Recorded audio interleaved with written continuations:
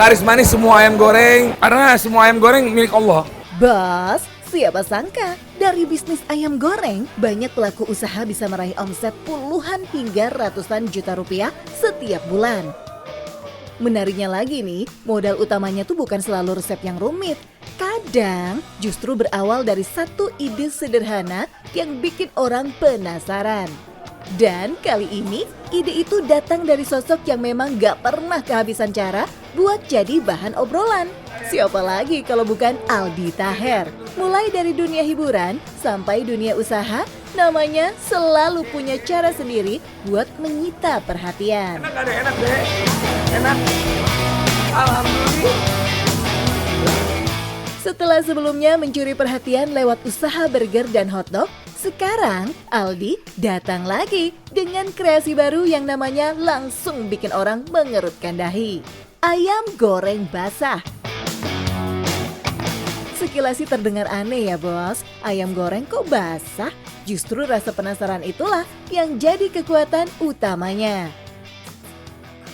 Yuk kita lihat langsung, sebenarnya apa sih yang membuat ayam goreng basah ini langsung jadi perbincangan? Karena ibuku dulu waktu aku ke Bandung, jalan-jalan ke kota manapun, ataupun di Jakarta, ibu tuh suka banget makan ayam goreng, tapi tipe yang gorengnya itu yang basah, yang warna kuning gitu. Kan ada ayam goreng yang kering tuh, nah ini tipe ayam goreng yang basah.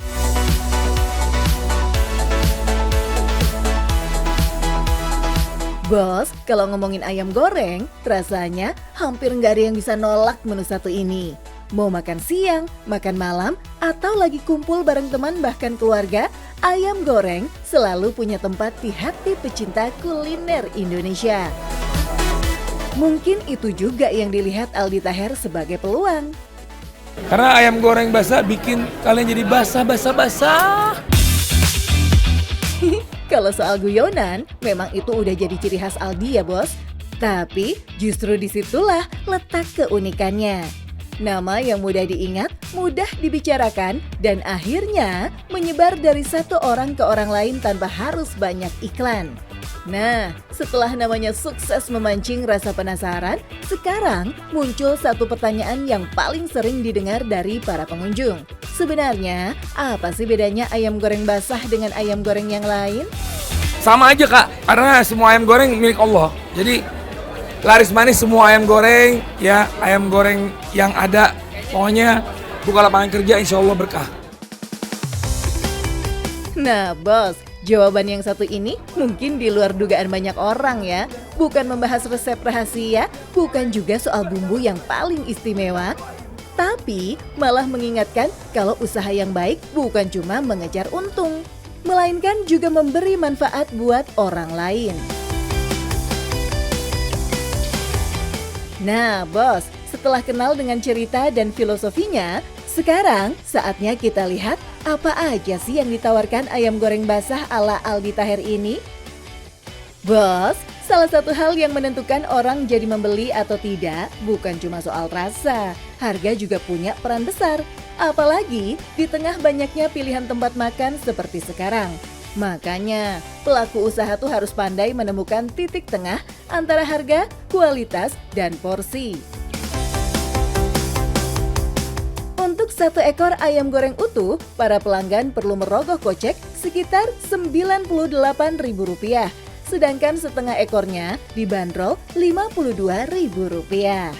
Dan buat bos yang mau makan lebih lengkap, ada juga paket berisi nasi, ayam, cukut goreng, dan 2 pilihan sambal yang dibanderol mulai Rp38.000 aja.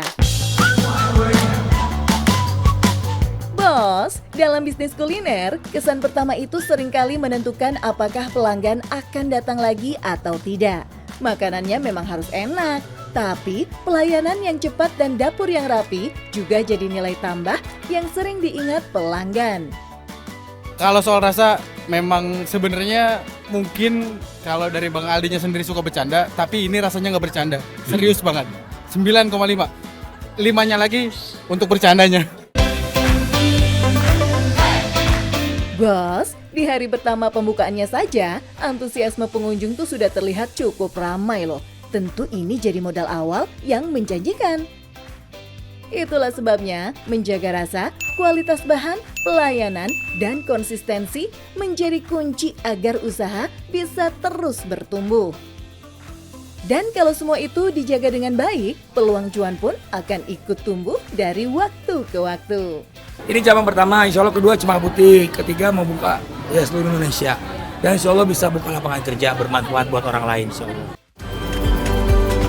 Bos, mendengar target itu, kita jadi diingatkan kalau setiap usaha besar selalu berawal dari satu langkah kecil.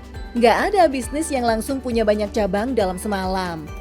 Semuanya dimulai dari keberanian untuk mencoba, lalu terus belajar dan memperbaiki diri. Siapa tahu, ide sederhana yang hari ini masih ada di kepala bos, besok justru bisa menjadi usaha yang memberi nafkah buat banyak orang.